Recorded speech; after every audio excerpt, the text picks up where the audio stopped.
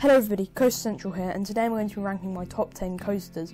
Now you see a lot of roller coaster YouTubers doing their top 25s or even top 100s, and I don't even have 100 credits, so that wouldn't be possible for me. And if I did a top 50, there would be family coasters in there, which is why I'm only going to be doing a top 10, because that means that only like really good coasters from the rides that I've ridden will be on here. So yeah, and this is all my opinion, so it may differ from yours.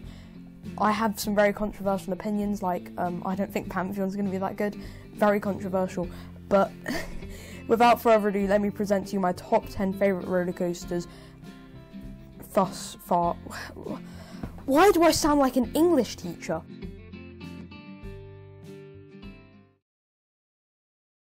So starting off at number 10, we have got Wicker Man at Alton Towers. This is an incredible wooden coaster, the best one I've ever ridden, to be honest. It has a fast-paced layout, lots of rapid-fire twists and turns, incredible airtime moments, and one of the best themes for any coaster, as it's constantly going in and out of this Wicker Man structure. It's just such a beautiful ride, and the whole theming and the kind of just area in general of this ride makes it such a fun, fast-paced experience, and genuinely, it's an incredible ride that I hope that most UK enthusiasts will get to ride one day. At number 9, we have got Revolution at Blackpool Pleasure Beach.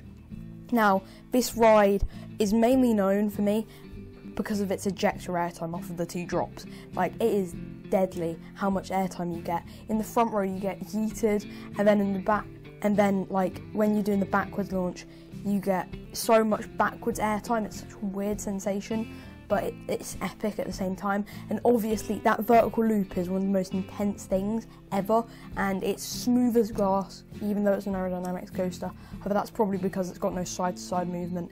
All in all, this is definitely one of the top 3 coasters at Blackpool, and it's just such a fun ride. At number 8, we have got Expedition Everest. Now, in my previous rankings, I had this so much higher. However, I just can't really remember it because I rode it so long ago, about 4 years ago.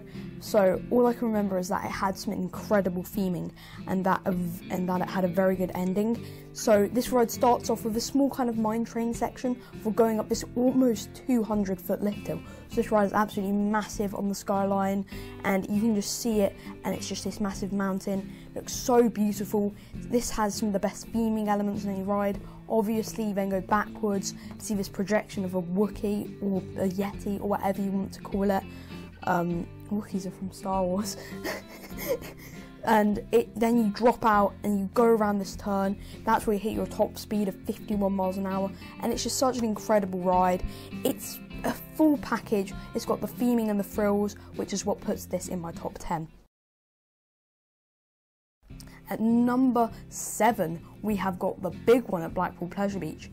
Now this ride, it almost feels, I can imagine this is what Millennium Force feels like, except more smooth, because it feels like a journey through the park. You've got so many massive swooping drops. The valleys of all the drops give some incredible positive Gs. That first drop has some deadly laterals. You rapidly just snap to the side and you curve around. It's so good, and obviously it's the tallest coaster in the UK at 235 feet above the sea level and 213 feet above the ground.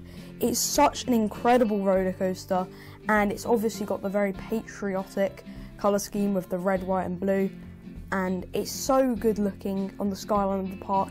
And when you're driving up to Blackpool Pleasure Beach, you have this ride's far turnaround, curving around. It looks so cool and is definitely a top 10 worthy coaster. At number 6, we have got the Swarm at Thorpe Park. This is the first of 3 Thorpe Park coasters on this list, and it is definitely one of the best ones, as it has got such a drawn out and just kind of floaty layout, which really lets you take in your surroundings. And this ride has some of the greatest near misses of any coaster. The first near miss is you dive under a plane at the valley of the first drop before you do a 0G roll, which sends you through a billboard, which is such a crazy thing. And on the sign it says "Mind your head," which is quite a cool little detail, which I quite like. You then go through an inclined loop, and a lot of people say that this helix is so intense and it causes you to go out. I personally don't think that the Swarm is that intense. I just think it feels like a journey, and I really like that about it. And that finale is incredible as you swoop through this over the station, which is like a broken down church, and you do an inline twist over it, and it is so cool. It's an incredible near miss element, and definitely is one of the best coasters at Thorpe Park, and is the best wing coaster that I've ever ridden, and it's also the only one. At number 5, we have got Nemesis Inferno. I do think the original is better, however that does not mean that this ride doesn't pack a punch, because it has so many whippy elements. Each one gives some incredible positive Gs. They could have easily done a regular Immelman turnaround, which wouldn't have been that intense, but instead they did a super intense low to the ground curve. So much fun. In general, this ride has got to be one of my favourite inverted roller coasters, and it has such a whippy layout. All of the inversions you fly through. It's got a very intense helix finale, and in general this ride focuses on intensity, and not to mention that this ride goes in and out of like this massive volcano. It's insane, and definitely one of the best rides at Thorpe. And at number 4 we have got the best ride at Thorpe, which is Stealth. This coaster is all about the launch. You shoot off, and it's one of the most fast-paced, intense launches on any roller coaster. It's actually the fastest accelerating intermin coaster, which I think is pretty crazy. It goes from 0 to 80 miles an hour in 1.7 seconds. That is mental. It is absolutely crazy. The launch power sends you into the back of your seat, and you're just there, all the wind in your face, especially in the front row. It's such an incredible ride. I mean, you got this massive top hat, get a great view of the park, and then you plunge right back down with a really good lateral snap, which I don't think many people talk about. It is really good. You then do another massive hill before going into the brake run. At number 3, we have got the Smiler at Alton Towers. Now, the Smiler is a crazy ride. However, my one complaint about it is that all the elements kind of fuse into each other. The only two parts that stick out are the ending and then the airtime moments. And can I just talk about the ending real quick? It is so insane. You do a snap on the 0G roll, which you can actually see on the POV, and then you do these 2 barrel rolls which you fly through, your head is banging all over the place. However, I don't mind, since it's just so insane, and definitely one of the best parts of the Smiler. And the 2 airtime moments, you fly out of your seat for a solid like 10 seconds, no, not 10 seconds, at least a solid 3 seconds, and it's so good. Such an incredible ride, but not as good as my number 2 coaster, which is Nemesis at Alton Towers. Nemesis is the perfect coaster. However, my one complaint is that it doesn't have any airtime. However, that's to be expected when you've got an inverted roller coaster. None of these elements are duds, and you just fly through the entire layout.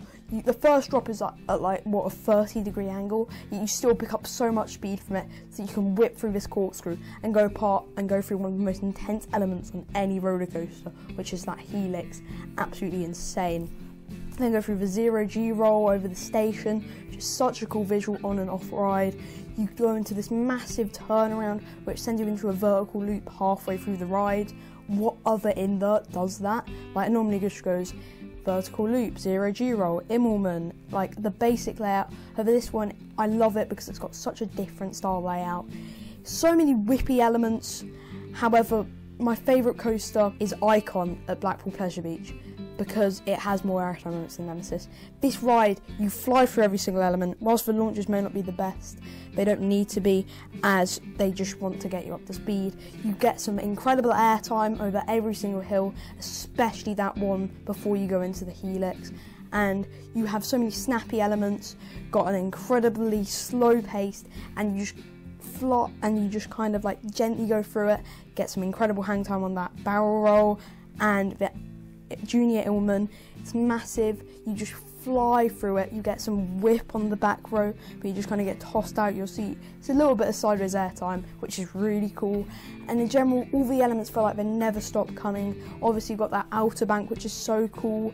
And whilst the finale may not be the best, it is still a world-class coaster because you go through every single element, such a rapid-fire pace. You've got a section where it goes beneath Steeplechase and Big Dipper with lots of rapid-fire twists and turns, and in general, it's such a fun coaster that I had to put it as my number 1.